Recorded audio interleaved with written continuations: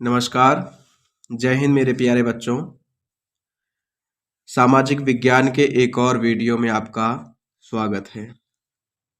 तो मैं आज प्यारे बच्चों आपके लिए चैप्टर लेकर के आया हूँ भूगोल का खनिज तथा ऊर्जा संसाधन। ये अध्याय बहुत ही अच्छा है, छोटा चैप्टर है। इसके हम लोग सभी प्रश्नों को आसानी से कर लेंगे। तो आइए प्यारे बच्चों, हम लोग लघु उत्तरीय प्रश्न के जो है महत्वपूर्ण प्रश्नों को देखते हैं और उसको अपने ज़हन में उतारते हैं। तो मेरे प्यारे बच्चों, पहला प्रश्न है, खनिजों के सतत पोषणीय उपयोग से किन्हीं तीन मूल्यों की व्याख्या कीजिए। तो खनिज सीमित मात्रा में पाए जाते हैं, इसलिए इसका उपयोग करते समय सतत पोषणीय उपयोग पर बल देना चाहिए। इसके लिए इन तीन मूल्यों पर ध्यान देना चाहिए। नंबर 1, उन्हीं खनिज संसाधनों का अधिक उपयोग करना चाहिए जिसका पुनः उपयोग किया जा सके, जैसे लोहा, तांबा, बॉक्साइट आदि। दूसरा है, खनिज संसाधनों का इस तरह से उपयोग किया जाना चाहिए जिससे आने वाली पीढ़ियों को दिक्कत का सामना ना करना पड़े। प्यारे बच्चों, जैसे अब देखिए, मिट्टी के तेल अब पहले जो है मिलता था, अब मिट्टी के तेल मिलना बंद हो गया है ना। तो डीजल की महंगाई, पेट्रोल की महंगाई आप देख ही रहे हैं, बहुत दिनों दिन जो है बढ़ ही रहा है उसका रेट। तो क्यों बढ़ रहा है? क्योंकि वाहनों की संख्या भी निरंतर बढ़ रही है। तो यदि इसी प्रकार यदि हम जीवाश्म ईंधन का क्या करेंगे, दोहन करेंगे, तो बहुत ही कम समय में हम जीवाश्म ईंधन से हाथ धो बैठेंगे। इसलिए हमको लिमिट में इसका जो है क्या करना चाहिए, उपयोग करना चाहिए, ताकि हमारी आने वाली पीढ़ी भी उसका लाभ ले सके। अगला है, खनिज का किफ़ायत से उपयोग किया जाना चाहिए, क्योंकि इसके एक बार ख़त्म होने पर इसे बनने में लाखों करोड़ों वर्ष लग जाते हैं। आपको पता है कि जीवाश्म ईंधन कैसे बनता है ना। तो जीव जंतुओं के अवशेषों से ही तो बनता है, और ये तब होगा जब इस पृथ्वी पर कोई उथल पुथल होगा और पेड़ पौधे जीव जंतु दबेंगे। जब दबेंगे तब जो है वो कई परत जो है उसके ऊपर मिट्टी की जमेगी, फिर उच्च दाब और ताप पर वो जीवाश्म ईंधन के रूप में परिवर्तित हो जाएगा। तो प्यारे बच्चों, अगला प्रश्न है, वो प्रश्न है, देखिए बढ़िया प्रश्न है कि धात्विक और अधात्विक खनिजों में अंतर स्पष्ट कीजिए। तो धात्विक यानी धातु का खनिज, अधात्विक माने अधातुओं का खनिज। तो धात्विक खनिज विद्युत के सुचालक होते हैं, अधात्विक खनिज विद्युत के कुचालक होते हैं। जैसे प्यारे बच्चों, अगर देखा जाए तो सोना है, चांदी है, एल्युमिनियम है ना, तो वो क्या होते हैं, विद्युत के सुचालक होते हैं, ऊष्मा के भी सुचालक होते हैं। लेकिन अधातुओं में अगर देखा जाए तो क्या होते हैं, कुचालक होते हैं। जैसे कार्बन है, नाइट्रोजन है ना। तो सब क्या होते हैं, केवल ग्रेफाइट को छोड़ करके बाकी सभी अधातु में क्या होती हैं, कुचालक होती हैं। तो दूसरा है, धात्विक खनिज चमकदार होते हैं और उन पर पॉलिश की जा सकती है। अब देखिए जो है लोहा है, सोना, चांदी, ये सब के सब क्या होते हैं, चमकदार होते हैं। लेकिन अधातु में कोई चमक नहीं होती और ना ही उन पर कोई पॉलिश होती है। धात्विक खनिज ठोस अवस्था में होते हैं, जबकि ये ठोस, द्रव और गैस तीनों अवस्थाओं में हो सकते हैं। आपने देखा होगा प्यारे बच्चों कि कार्बन क्या होता है, ठोस अवस्था में, है ना। बाकी चीजें जैसे है, अब आप अगर देखें तो ब्रोमीन क्या है, ब्रोमीन अधातु है और वो किस अवस्था में पाई जाती है, द्रव में। बाकी गैसें हैं, क्लोरीन वगैरह सब क्या है, गैसें भी हैं, द्रव भी हैं। तो वो गैस के भी रूप में पाई जाती हैं, है ना। तो अधातु में क्या होती है, ठोस, द्रव और गैस तीनों में पाई जाती हैं, जबकि धात्विक केवल पारा को छोड़ करके बाकी सब के सब ठोस अवस्था में होते हैं। पारा किस अवस्था में पाया जाता है, द्रव अवस्था में। अगला प्रश्न है मेरे प्यारे बच्चों, ये प्रश्न है कि भारत में मैग्नीज का सबसे बड़ा उत्पादक राज्य कौन सा है? मैग्नीज के किन्हीं चार उपयोगों का उल्लेख कीजिए। तो भारत में मैग्नीज का सबसे बड़ा उत्पादक राज्य मध्य प्रदेश है। यहाँ से वर्ष 2018-19 में देश के कुल उत्पादन का 33% भाग प्राप्त हुआ है। मैग्नीज का उपयोग कहाँ किया जाता है? तो इस्पात के निर्माण में, ब्लीचिंग पाउडर के निर्माण में, कीटनाशक दवाएं बनाने में, रंग रोगन और पेंट बनाने में। तो प्यारे बच्चों, अगला प्रश्न है, वो प्रश्न है जैसे ये प्रश्न है मेरे प्यारे बच्चों, बॉम्बे हाई क्यों प्रसिद्ध है? देश के आर्थिक विकास में इसका क्या योगदान है? तो स्वाधीनता के पश्चात अपतटीय क्षेत्रों में तेल तथा प्राकृतिक गैस मिलने की अपार संभावनाएं व्यक्त की गईं। फलस्वरूप मुंबई तट से 115 किलोमीटर दूर और वडोदरा से 80 किलोमीटर दक्षिण में अरब सागर में पेट्रोल के विशाल भंडारों का पता चला, जिसे तेल क्षेत्र में बॉम्बे यानी मुंबई हाई के नाम से जाना जाता है। तो यह भारत का सबसे बड़ा अपतटीय तेल क्षेत्र है, जो 143,000 वर्ग किलोमीटर क्षेत्रफल में विस्तृत है। यानी यहाँ तेल 1416 मीटर की गहराई से निकाला जाता है और जापान से आयात किए गए सागर सम्राट नामक विशाल जलयान द्वारा सन 1974 ईस्वी से तेल का उत्पादन किया जा रहा है। तो ओएनजीसी के रिकॉर्ड के अनुसार यहाँ 125 कुओं से तेल का उत्पादन किया जा रहा है। यहाँ लगभग 262 लाख टन खनिज तेल का उत्पादन किया जाता है। तो इस प्रकार तेल उत्पादन क्षेत्र में बॉम्बे हाई का देश के आर्थिक विकास में महत्वपूर्ण योगदान है। तो प्यारे बच्चों, ये तो बढ़िया प्रश्न है। अगला प्रश्न है जो है, ये प्रश्न है, कह रहा है कि निम्नलिखित में अंतर 30 शब्दों में बताना है। लौह और अलौह खनिज क्या होता है? इसके कोई 2 एग्जाम्पल बताना है ना। कई तरह से प्रश्न पूछा है। या फिर अगला प्रश्न दिया है इसमें कि परंपरागत और गैर परंपरागत ऊर्जा संसाधन किसे कहते हैं? ये तो बहुत ही महत्वपूर्ण प्रश्न है, ध्यान रखिएगा। ऊर्जा के परंपरागत स्रोत किसे कहते हैं? एग्जाम्पल दीजिए। तो कई प्रकार से ये प्रश्न पूछा जा सकता है। तो आइए सबसे पहले हम लोग लौह और अलौह खनिज देख लेते हैं। तो वे खनिज जिनमें लोहे का अंश अधिक होता है। लौह से नाम से ही पता चल रहा है कि वे खनिज जिनमें लोहे का अंश अधिक होता है उसको हम कहते हैं लौह खनिज। जैसे लौह अयस्क है, मैग्नीज, निकेल, कोबाल्ट, इनमें क्या होता है? लोहे की मात्रा ज़्यादा होती है।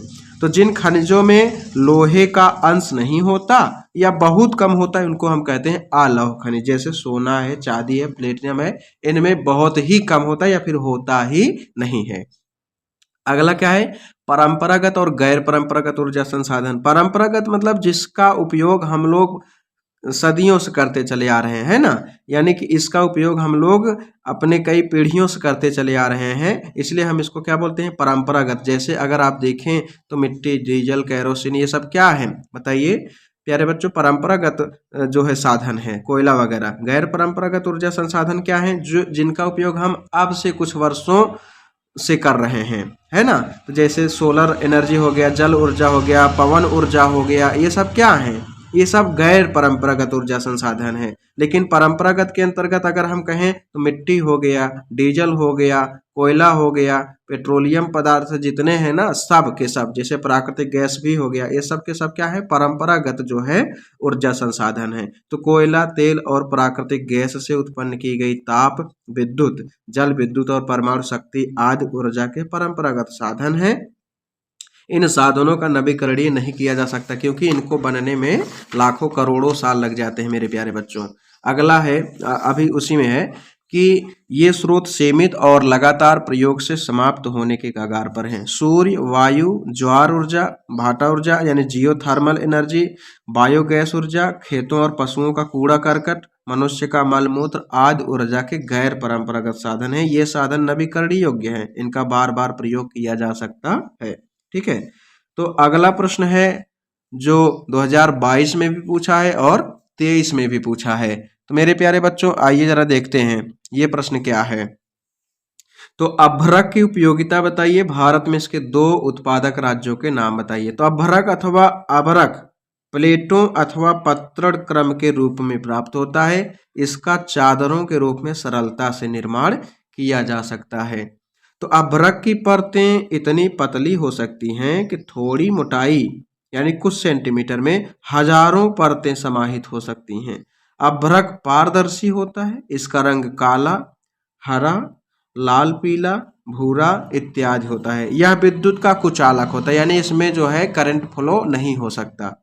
और यह इसका सर्वाधिक उत्कृष्ट गुण है ऊर्जा ह्रास के निम्न गुणांक और उच्च वोल्टेज के प्रतिरोधी गुणों के कारण इसका उपयोग कहाँ होता है? विद्युत और इलेक्ट्रॉनिक उद्योगों में भी सर्वाधिक होता है। आपने देखा होगा फ्यूज जो है, फ्यूज का जो होल्डर लगा रहता है ना, देखिए प्लास्टिक जैसा दिखता है, वो क्या है? अभ्रक ही तो है प्यारे बच्चों।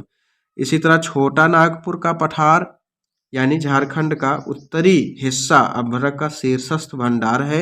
बिहार झारखंड की कोडरमा, गया, हजारीबाग, पेटी अग्रणी अभ्रक उत्पादक क्षेत्र हैं। राजस्थान के अजमेर के आसपास अभ्रक उत्पादक क्षेत्र है। इसके अतिरिक्त आंध्र प्रदेश की नेल्लौर अभ्रक पेटी भी महत्वपूर्ण अभ्रक उत्पादक पेटी है। यानी पेटी के मतलब जहां पर पाए जाने की संभावना सबसे ज्यादा है या फिर पाया जाता है।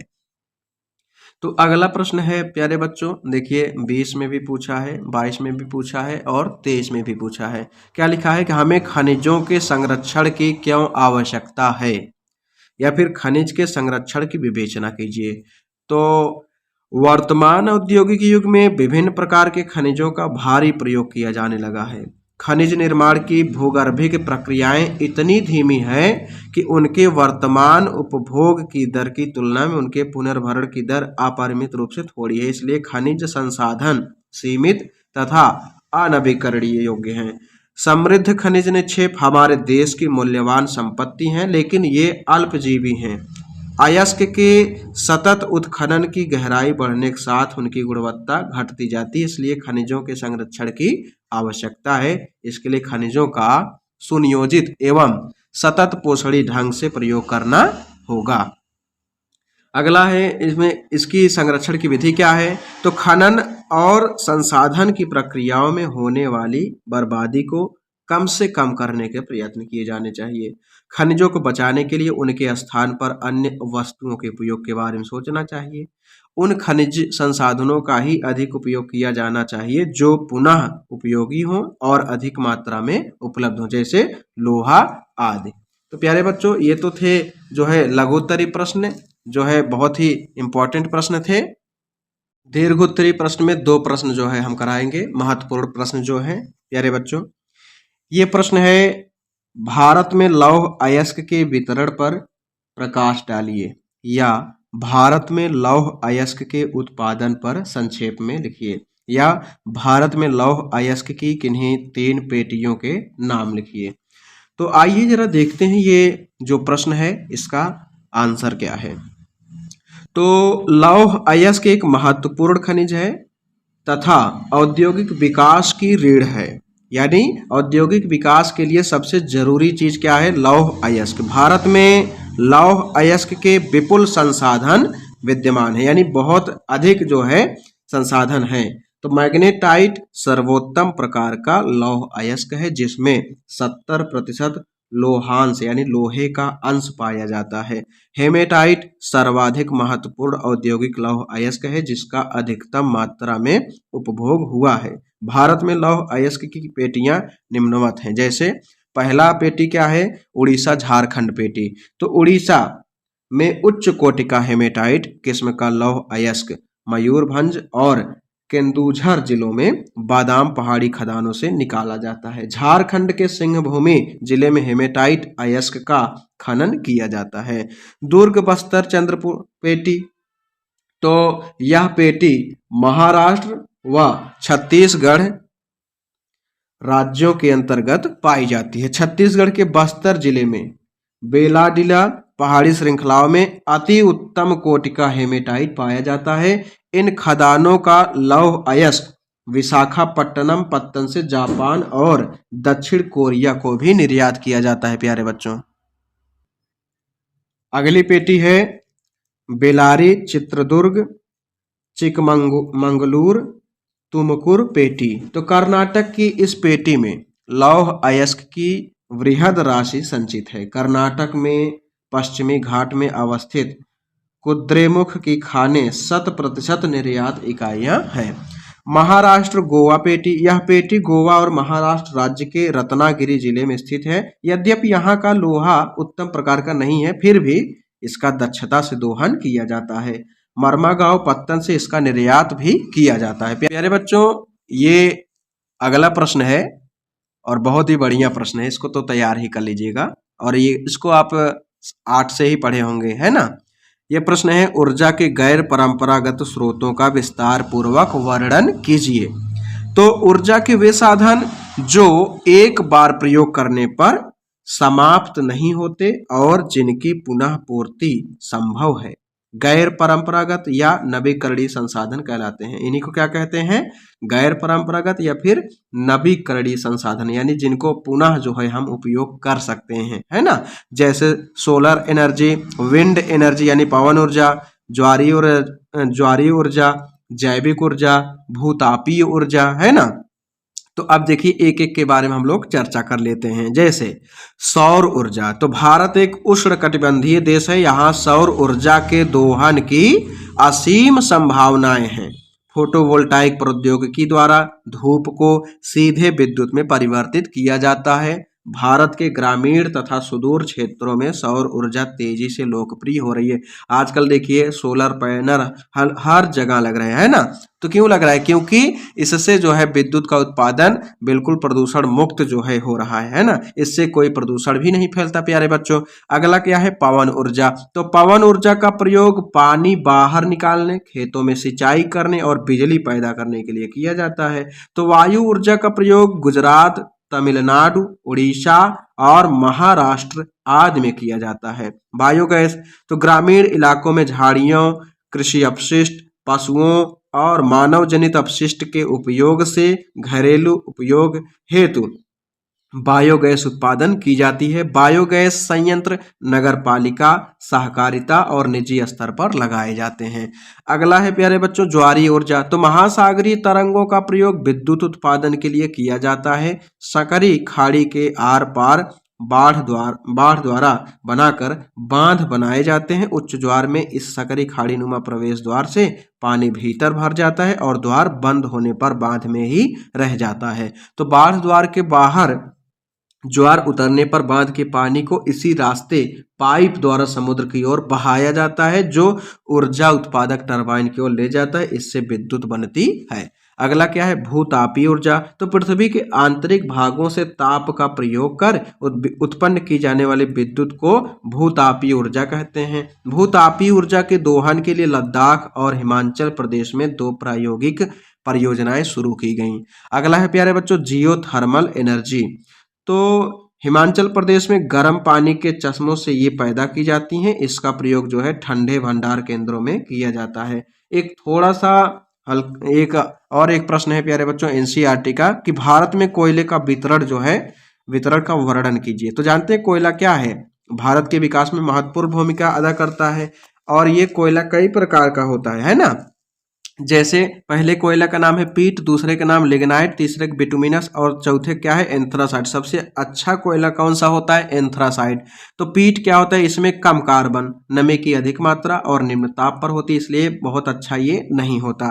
दूसरा है लिग्नाइट, यह निम्न कोटि का भूरा कोयला होता है और मुलायम होने के साथ अधिक नमी युक्त होता है। तीसरा बिटुमिनस, तो गहराई में दबे और अधिक तापमान से प्रभावित कोयले को बिटुमिनस कोयला कहा जाता है। लेकिन सबसे अच्छा कोयला क्या है, एंथ्रासाइट। मैंने कहा कि यह सबसे उत्तम प्रकार का कोयला होता है जिसमें कार्बन की मात्रा 80% से अधिक होती है।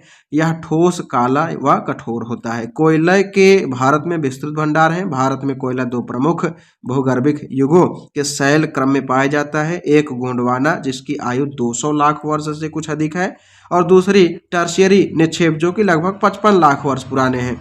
तो गोंडवाना कोयला जो धातु शोधन कोयला है उसके प्रमुख संसाधन दामोदर घाटी, झरिया, रानीगंज, बोकारो में स्थित है, जो महत्वपूर्ण जो है कोयला क्षेत्र है ना। और गोदावरी महानदी, सोन व वर्धा नदी घाटियों में भी कोयले के जमाव पाए जाते हैं। टर्शियरी कोयला क्षेत्र उत्तर पूर्वी राज्यों जैसे मेघालय, असम और अरुणाचल प्रदेश और नागालैंड में भी पाया जाता है। तो मेरे प्यारे बच्चों, ये तो थे जो है लघु और दीर्घ उत्तरीय प्रश्न। आइए कुछ बहुविकल्पीय प्रश्नों पर हम लोग इसमें देख लेते हैं। और इसके जो बहुविकल्पीय प्रश्न हैं वो प्यारे बच्चों देखिए जरा यहाँ पर। हाँ, एक प्रश्न लिखा है, क्या लिखा है कि झारखंड में स्थित कोडरमा निम्नलिखित में से किस खनिज का अग्रणी है? तो वहां पर क्या पाया जाता है कोडरमा में सबसे ज्यादा? अभ्रक। दूसरा क्या है यहाँ पर प्यारे बच्चों लिखा है झरिया प्रसिद्ध है। झरिया प्रसिद्ध है किसके लिए? कोयला के लिए। झरिया किसके लिए प्रसिद्ध है? कोयला के लिए। नेक्स्ट क्वेश्चन है परंपरागत ऊर्जा स्रोत क्या है? गैर परंपरागत। गैर परंपरागत का मतलब क्या होता है प्यारे बच्चों? यानी गैर परंपरागत का मतलब होता है नवीकरणीय, है ना। जैसे कोयला है तो कोयला क्या है? परंपरागत है। पेट्रोलियम क्या है? परंपरागत है। सौर ऊर्जा का इस्तेमाल अब से कुछ वर्षों बाद हम लोग करना शुरू किए हैं, तो यही क्या हो गया आपका गैर परंपरागत ऊर्जा का स्रोत। अगला क्या है? भारत में पवन ऊर्जा का विशाल केंद्र कहाँ स्थित है? तो तमिलनाडु में। ठीक है।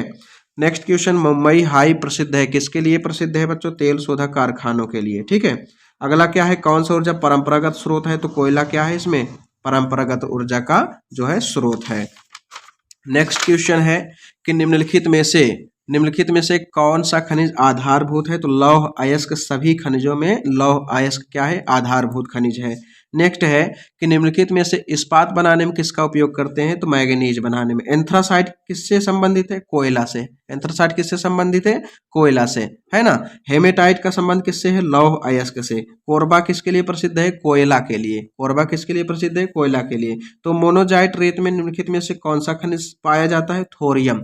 मोनोजाइट में क्या पाया जाता है बच्चों? थोरियम। इंटर में आप पढ़ोगे। ठीक है। तो निम्नलिखित में से कौन सा खनिज धात्विक है? तो लौह अयस्क क्या है आपका?